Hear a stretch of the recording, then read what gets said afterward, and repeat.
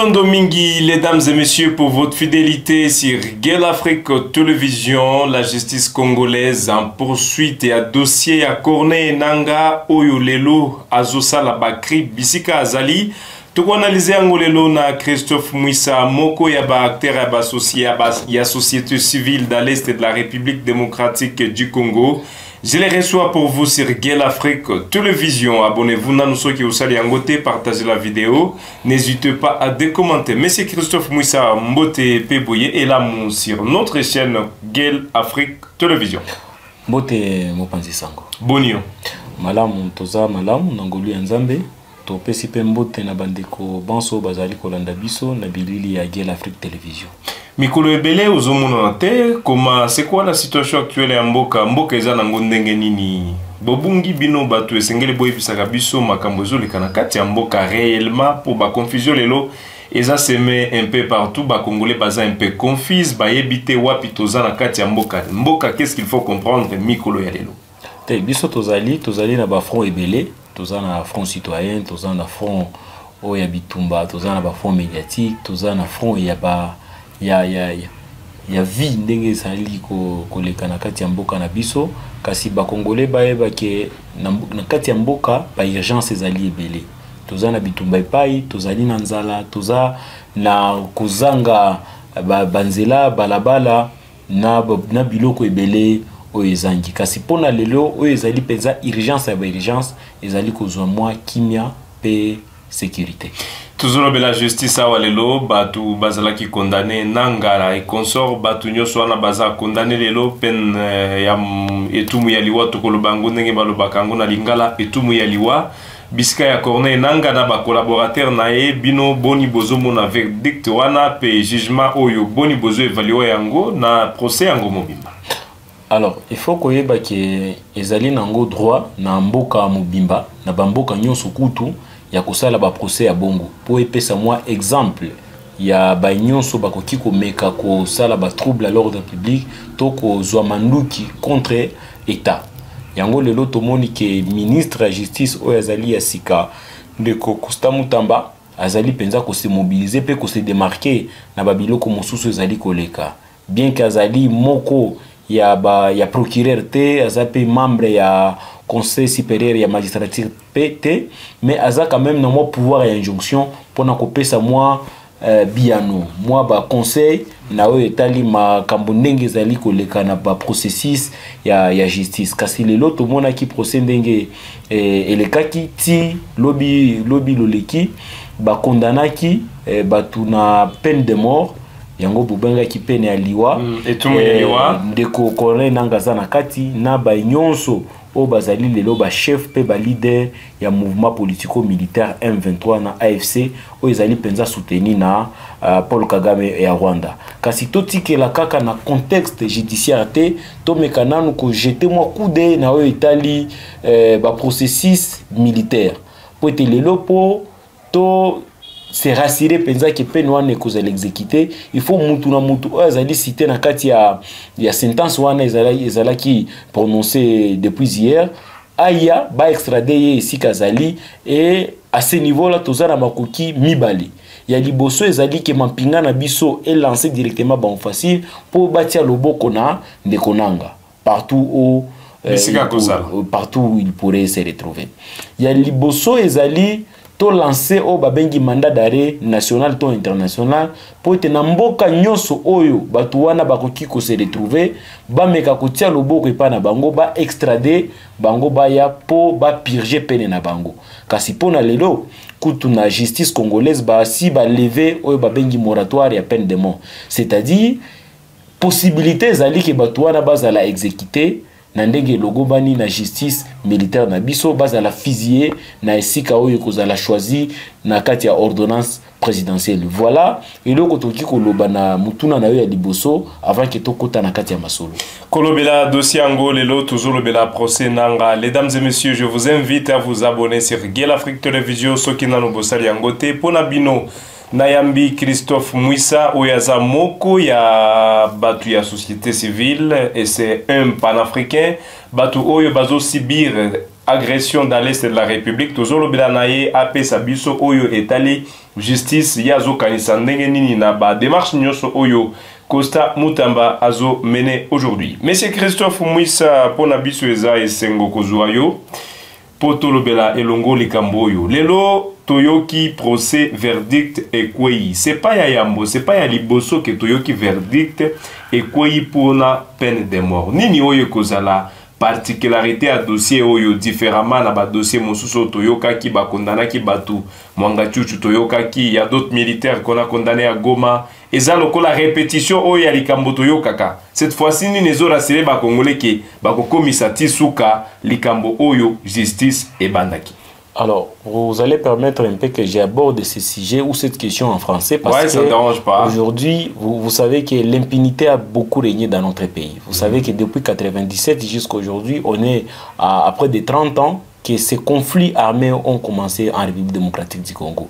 Et malheureusement, tous ces conflits, il n'y a jamais eu de procès ni de condamnation comme nous sommes en train de les vivre aujourd'hui avec le nouveau régime de Tshisekedi et de surcroît à l'arrivée de M. Constant Mutamba au ministère de la Justice.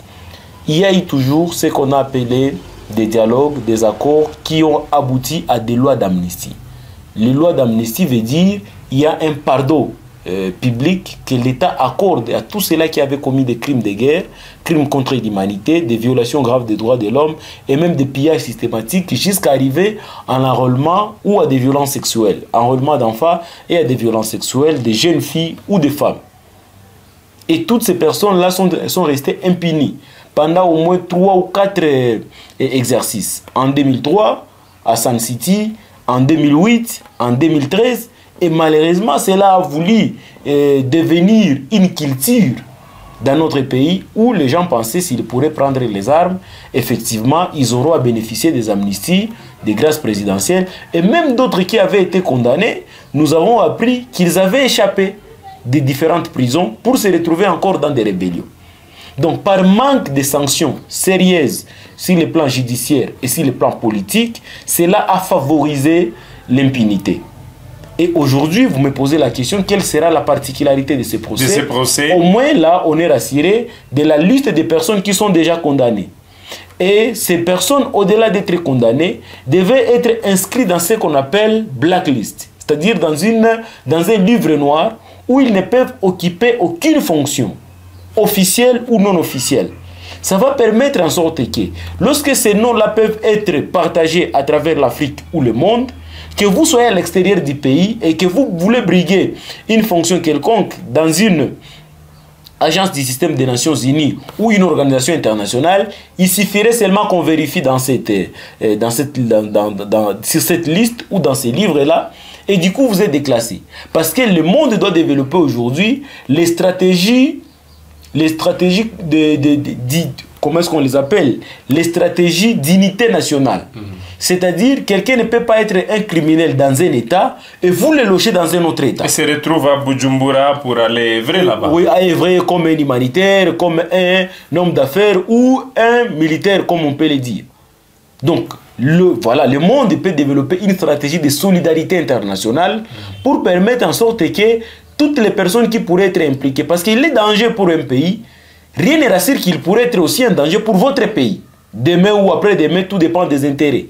Et si aujourd'hui le monde se solidarise autour d'une telle question de lutter contre l'impunité, moi je pense que les criminels peuvent trouver, en tout cas à se repentir ou carrément à être traqués et être déférés devant des juridictions et être condamnés.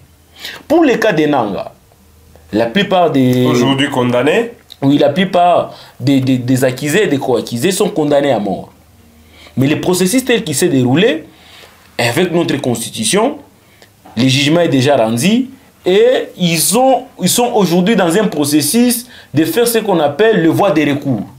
C'est-à-dire ils sont en droit de faire le recours. On les a accordé 5 jours selon le ministre de la Justice. Juridiquement parlant, c'est normal. Même dans la procédure judiciaire, c'est normal parce qu'il y a toujours les premiers degrés et les deuxième degrés, voire même le troisième degré par lesquels on peut en tout cas confirmer que c'est le dernier jugement et les gens pourraient effectivement être exécutés. Et pour le cas ici, Toutes ces personnes aujourd'hui condamnées par défaut, parce qu'ils ne sont pas présentes sur les lieux de procès, au moins 21 personnes. Il faut maintenant lancer ce qu'on appelle la poursuite directe, comme ça a été prononcé dans les jugements, pour les traquer et les déférer et les mettre en prison. Mais comme c'est le cas de la condamnation à mort, c'est-à-dire le ministère public et même les avocats, comme ils ont 5 jours pour formuler l'opposition, ils vont aller déposer les recours à la haute juridiction, c'est-à-dire ici ça serait effectivement la haute cour militaire. C'est de là qu'ils vont présenter leurs moyens en disant que nous n'avons pas été satisfaits par le premier jugement et nous demandons aux juges de pouvoir corriger les erreurs matérielles en fait de prouver encore l'innocence de leurs clients. Mais ça ne sera pas toujours facile parce que c'est un procès contre la République où il y a eu des témoignages, il y a eu des preuves palpables et nous pensons qu'il faut que nous puissions arriver au bout de ce processus. Arriver au bout de ce processus, c'est-à-dire nous devons avoir le sort de ceux qui avaient été condamnés, jusqu'à ce que nous devons décrocher l'ordonnance du président de la République pour passer à l'exécution, tellement que le pays a déjà levé le moratoire tel que signé par la République pour le statut de Rome qui avait institué la Cour internationale, la Cour pénale de justice. Alors ici, on parle de cette affaire de Corneille Nangaa qui a été condamné avec 25 autres personnes dans le procès Nangaa et consorts. On parle avec Monsieur Christophe Mouissa, Oyaza Moko Yabatu, Oyo Bazo soutenir démocratie. Le Kola Nangaa Pezaki soutenir Yango. Un jour, mais il a décidé de trahir la nation. Batu Bazo Mituna.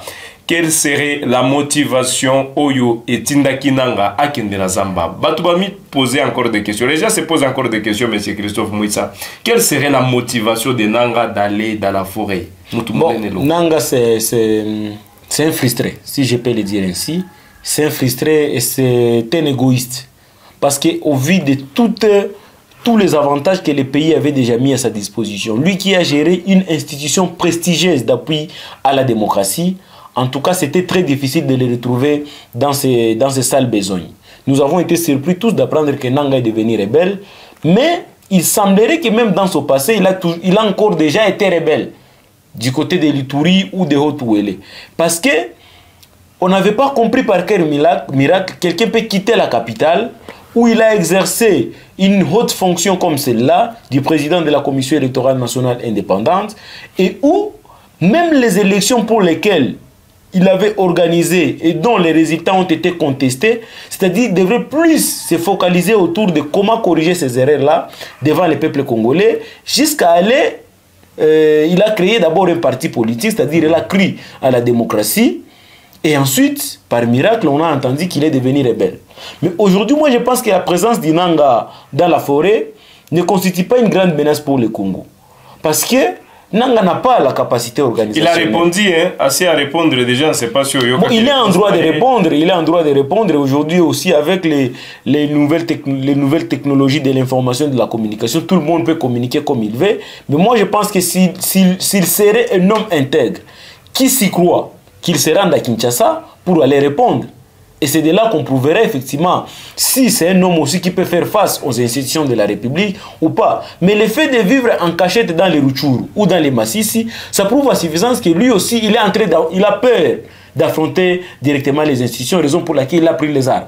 Prendre les armes pour ses intérêts égoïstes, parce qu'il semblerait qu'il y a certains gisements miniers qu'il gérait et que la République a jugé bon de les récupérer au profit de l'État. Et du coup, Nangaa a été frustré et nous avons été surpris que Nangaa est devenu rebelle. Au-delà de toute la considération que le peuple congolais pourrait avoir pour lui, au-delà même d'une certaine inspiration en matière d'expérience électorale qu'on pourrait avoir auprès de Nangaa, nous sommes surpris qu'il veuille devenir rebelle. Et moi, je pense que c'est une déception parce que ces pays souffrent de ce qu'on appelle, de trouver ce qu'on appelle les modèles. Le pays n'a pas de modèle et nous, on pensait que Nangaa pourrait faire preuve. Et malheureusement, au vu de la catastrophe électorale de 2018, aujourd'hui, devenir rebelle, moi je ne sais pas quelle est la leçon qu'il est en train de donner. Ça prouve à suffisance, même si il pourrait réaliser ses rêves fous de la rébellion à devenir président de la République, je doute fort qu'il pourrait toujours être un modèle ou un exemple pour les générations futures. Il y a Yebi qui a causé l'amnistie et peut-être c'est encore croyance. Il est déjà condamné.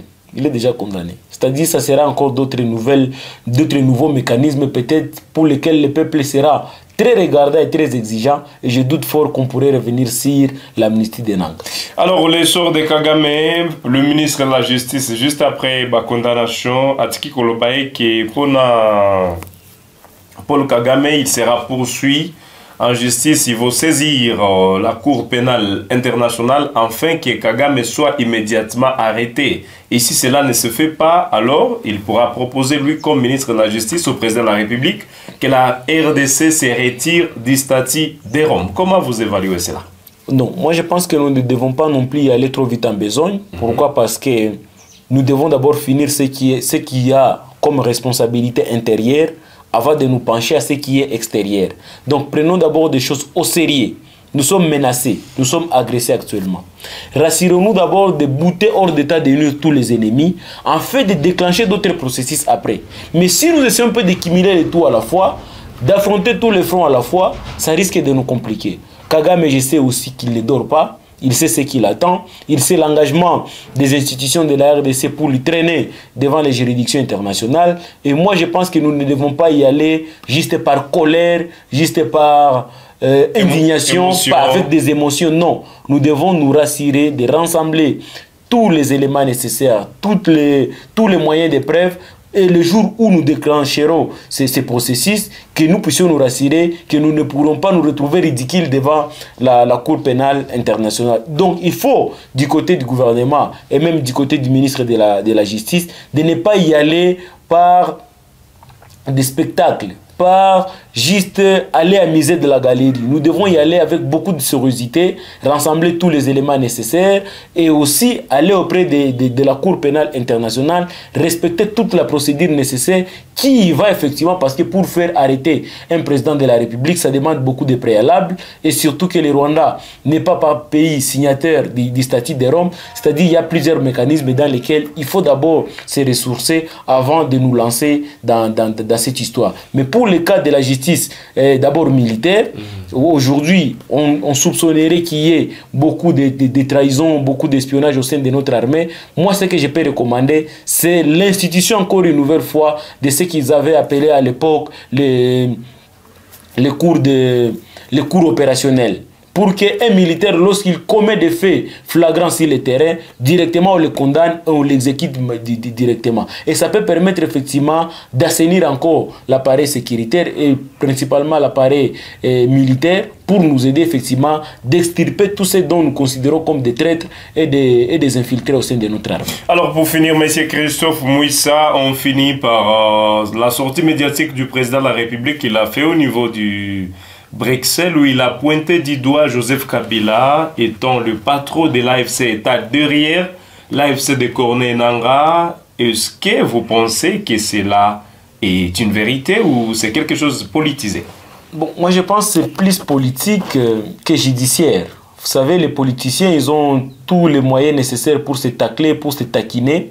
Et moi, je pense que c'est le cas pour le président Tshisekedi. Parce qu'il sait qu'il n'y a pas 6 ans, ils avaient fait les accolades pour la remise et reprise. Il y a même Nanga qui faisait partie de ces coups-là. Et aujourd'hui, vouloir l'accuser directement que c'est lui qui serait derrière la rébellion du 1-23, alors que les institutions aujourd'hui ont tous les moyens nécessaires pour mettre la main sur Kabila et venir les déférer devant la justice, au-delà d'être président de la République honoraire, moi je pense qu'il a d'autres responsabilités pour lesquelles il peut aider l'État. Et nous devons beaucoup plus exploiter ces côtés-là que vouloir chercher du côté de ce qui peut mettre à mal la cohésion nationale. D'où le président de la République, je sais qu'il a dit en connaissance des causes, il faut qu'on rassemble les preuves, surtout qu'on venait de condamner tous les alliés de l'AFC, de Corneille Nangaa. Alors pourquoi ne pas aussi figurer Kabila sur la liste et organiser peut-être le procès du même genre pour voir quel serait son sort. Mais dans tout cela, il faut rassembler les preuves,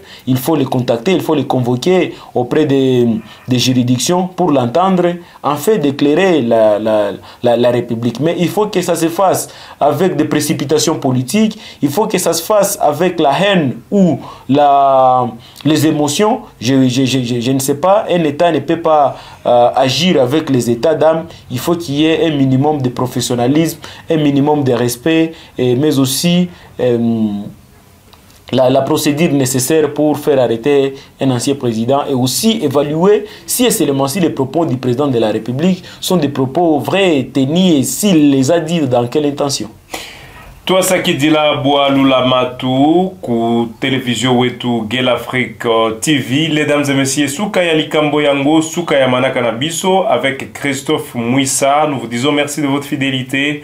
Abonnez-vous si vous ne l'avez pas encore réalisé, partagez la vidéo, activez cette cloche de notification et vous recevrez d'autres actualités en temps réel. C'était Christophe Mouissa, je l'ai récit spécialement pour vous et on en parlait de la République démocratique du Congo. Merci beaucoup, monsieur Christophe Mouissa. Nous vous disons merci d'avoir répondu à nos questions, surtout à notre invitation. Ça nous honore de plus. Merci beaucoup. Mesdames et messieurs, bonne journée chez vous, bon début de week-end et à la prochaine pour d'autres actualités.